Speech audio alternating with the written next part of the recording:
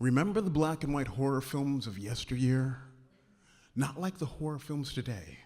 You had Count Dracula with that theater makeup and the plastic fangs. Good evening. Those hypnotic eyes would make you just want to hide underneath the bed. Frankenstein's monster dressed like he shopped at Goodwill, wore the suits with the padded shoulders, made him look as strong as an ox. And then the werewolf, transforming under the full moon, that trick of light, the dissolve, the creepy music that made your skin crawl.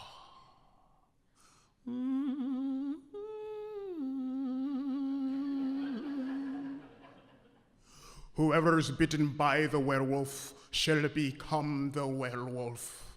Arr! And there was the werewolf in a tuxedo or a high school varsity jacket. These were the monsters that haunted our childhood dreams. Werewolves in tuxedos, vampires with plastic teeth. You see, back in the day, before Netflix, before the internet, if you didn't have cable, there are only 2 television networks out of 5 that played monster movies that were so old, your grandparents watched them at the penny arcade. Anything new, like Dawn of the Dead, you had to wait years until it came out on VHS or Betamax. But there was one new horror film coming out with an all-black cast, a comedy featuring the greats, Eddie Murphy, Richard Pryor, and Bill Cosby, playing himself a monster. We just didn't know it at the time. It was rated R, so there's just no way that my mother was gonna let me go. She wouldn't even let me listen to Ozzy Osbourne because he bit the heads off of bats. Mad Magazine might as well be Playboy Magazine. And a horror film with an all-black cast? A comedy? Sound like one of them racist blaxploitation films. You are not going. I'm arguing with my mother because we are the only black family in the entire neighborhood. So seeing images of people that looked like me on the big screen would mean the world. This film was important to me the way that Black Panther is important to young black kids today. I'm playing the race card with my mother. And I win. All right, go ask your father. Now my dad was a piece of cake because my parents were going through divorce and, well, he wanted to be the cool dad. Sure, my treat. Invite all your friends. You kids can have all the junk food you want.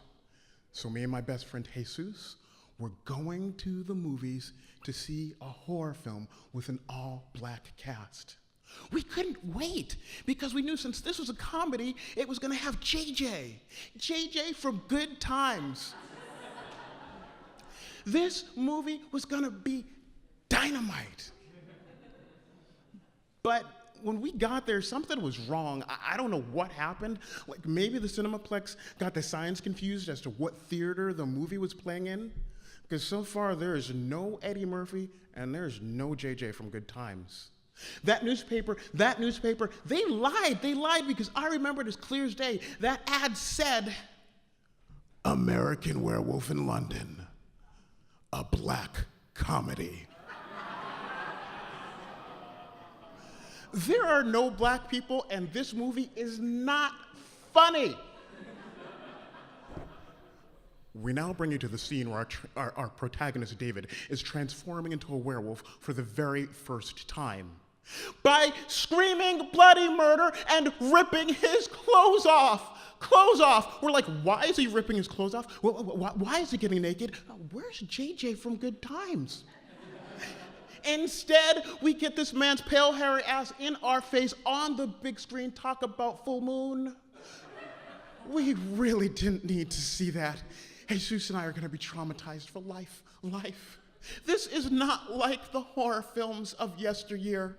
His eyes are yellow. His hand is just stretching. He's growing claws and fangs. Hair just sprouts from his body. A snout just comes out of his face and stretches. And he's just sort of like, "Arr!" He's twisting and contorting, and everything is just sort of cracking and snapping and locking. And we're just like, you know what?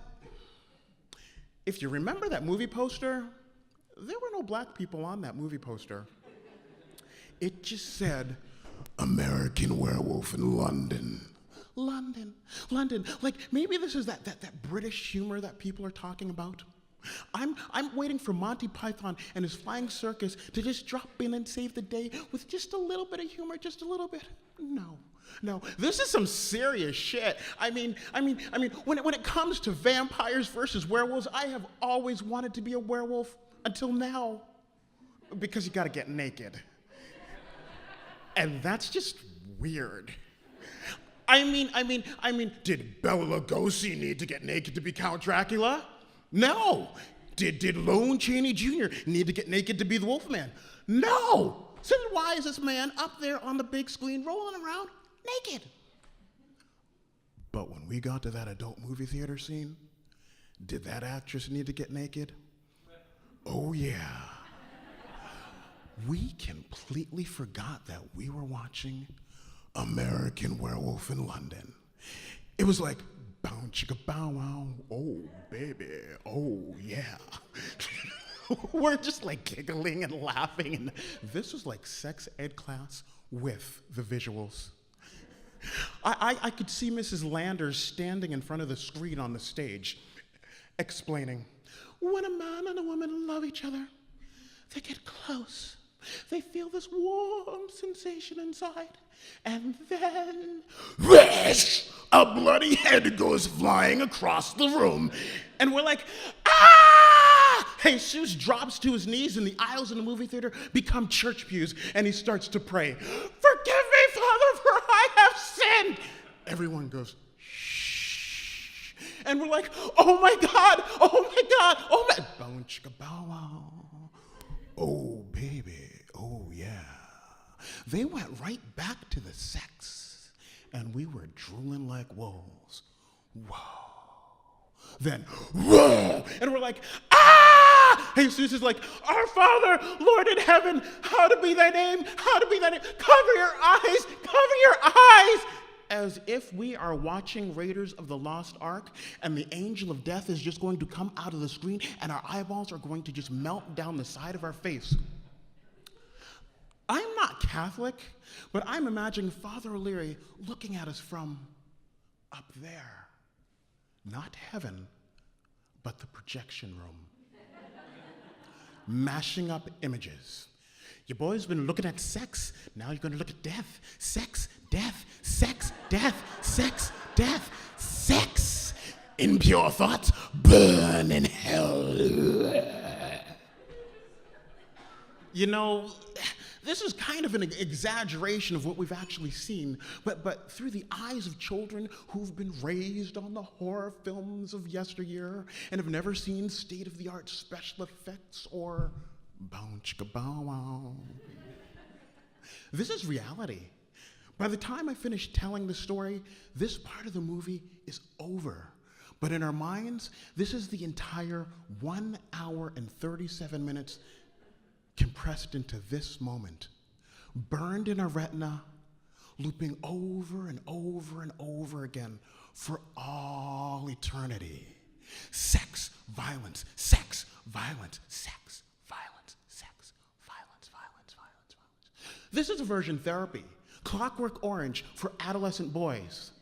My mother never wanted me watching movies like this for fear that I was going to grow up to become a serial killer. My father's words, my treat, is going to cost him a fortune to pay for that child psychologist to help me figure out what's going on. There's this man, he turned into a werewolf, he had big nose and sharp teeth, everybody was chuckling, and then, wah! And we went, ah! And they went,